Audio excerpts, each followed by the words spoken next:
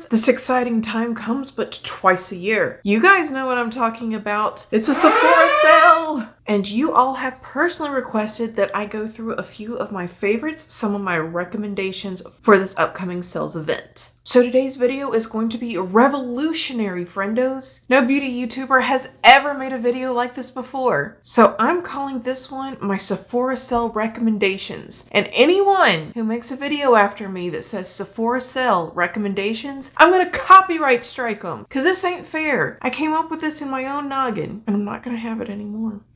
So guys, enough of my silliness. Let's get to the video. Friendos, just stay tuned.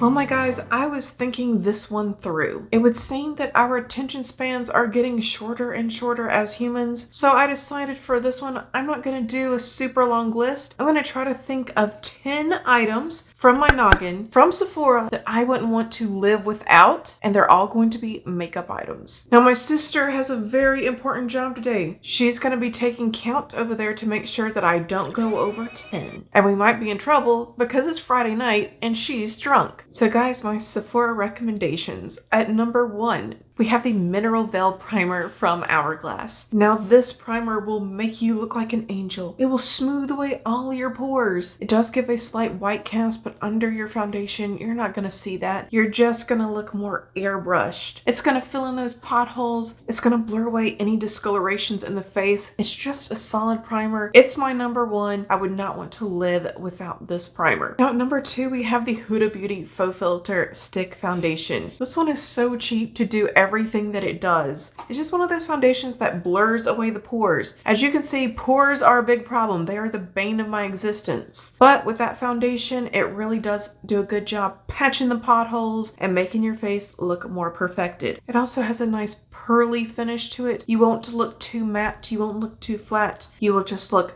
date ready and perfected. Now at number 3, we have the Makeup by Mario Surreal Skin Foundation. Now this one is kind of dicey. I kind of went back and forth in my head just now, wondering if I should say this one or not, because I feel like there's some inconsistencies in the formula. It's kind of hard to deny that there's a little something going on, because some of you have told me that it looks like there's glitter in your foundation. Y'all, I don't get that at all. I've been out in the sunlight. I've taken pictures. I've been looking for this mysterious glitter. It's not in my foundation. There's no detectable micro glitter in my foundation. It does look just softly radiant, but it really is just a natural skin finish on myself. So I really like it. I think that it wears really well throughout the day, and I just like how my skin looks while I'm wearing it. Now at number 4, we have the Lawless Talc-Free Blush. This is another one that's very skin-like and just beautiful all around. It's not too radiant or sparkly, and it photographs really, really well. It blends in with the skin. You can wear it with or without foundation or with a skin tint, and with every single product that I use it on top of, it always looks flawless. At number 5, I have a product that I have not given enough attention to on my channel. That is the Rare Beauty Soft Pinch Liquid Blush. When I need to sculpt out the optical illusions that are my cheekbones, this is a great product to use. I'll put down my contour, go in with that liquid blush. It does give you enough time to smooth it out, to work it in, whether or not you want to build it up, or if you want to diffuse it and make it look really nice and natural. Either way, this is a perfect product. It also dries down really nicely. I don't like something that looks slick on my face. My face already turns into an oil slick on its own. I don't want anything that looks dewy on my skin. I hate to admit that I'm that person, but I really am that person. Dewy skin really translates to sweaty pig on myself. This is also one that I think is a very good value. If memory serves, this is $22 or $23. Where are you gonna find a nice liquid blush from Sephora, high end, for that price? Nowhere else. I don't think. Maybe. Now at number 6, friendos, pick any Natasha Denona palette you like. Any eyeshadow palette, I should say. I'm headed to Sephora right now. I'll tell you all the ones that I like. The Glam eyeshadow palette. I have not tried this new Love Face Eyeshadow and Cheek Essential palette. The Mini Nude is good. The My Dream palette is good. Retro Glam. That one is very unique. Pastel eyeshadow palette. Not that it's poor quality, but that one's probably the poorest quality out of all the ones that I see on Sephora right now. No, actually Retro retro. I did not really care for retro. You just can't do that many looks with it. That's my main complaint with it. And then a couple of the shades were kind of hard to blend out. The bronze one is good. Again, you're not going to get a whole lot of different looks with that, but still it's a great palette. The mini retro, mini pastel, mini star, mini love, mini nude. Y'all, all of those are good. Knock yourselves out.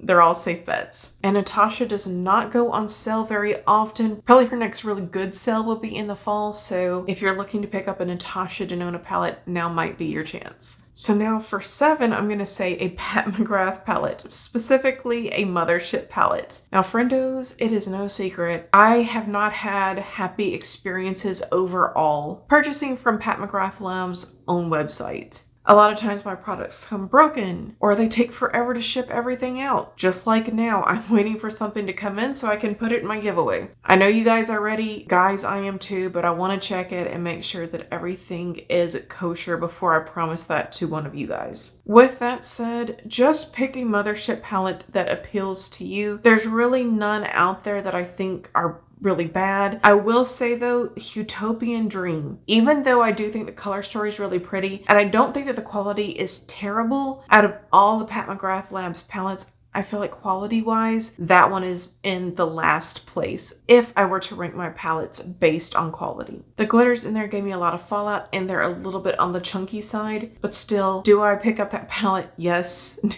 I enjoy that palette? Yes. But just letting you know. So at number 8, it's this new Ilia mascara, the Limitless Lash Mascara. Now, don't my eyelashes look good? Like, they almost look like fake eyelashes. My mom even asked me the last time she saw me, she said, "Are you wearing fake eyelashes?" No, it's just this really good mascara. I feel like this does a very good job of separating the lashes, and you can build up a lot of volume with this. I really like the wand. Let me show you guys the wand. This wand is something else. As you guys can see, this right here can really slap on the product. And then this part right here is really good at combing through the product, getting your eyelashes lifted, getting that volume and getting that lengthening effect. It's just a very solid mascara. It's also not very expensive. I do think that the packaging could be a little bit more flashy, but I'm not going to complain. It's really what's inside that counts, and I feel like it does an excellent job. At number 8, we have another blush, and that's from Haus Labs, and it is the Color Fuse blush. I have a recent review on it. This is one of the newer products to my collection, but I really would not want to live without it. This one does a very good job of hiding imperfections the same way a powder foundation would. If ever I have any redness or a bump to come up on my face, that's the blush that I like to reach for because it has that fermented arnica. It does neutralize the redness, and it really does a good job of concealing that. And it does it in a way that none of my other blushes compare. I also like it because it packs some pigment. This is not one that's for the faint of heart. It's also one of those blushes that I feel like looks really good on video and on camera. So if you're going to be taking pictures or posting videos with your friends, that might be the blush to pick out for that night. Okay, I don't remember if we're at 9 or 10 at this point because we both have lost track. So wherever we are in this placement, the Rose Ink Cream Bronzer.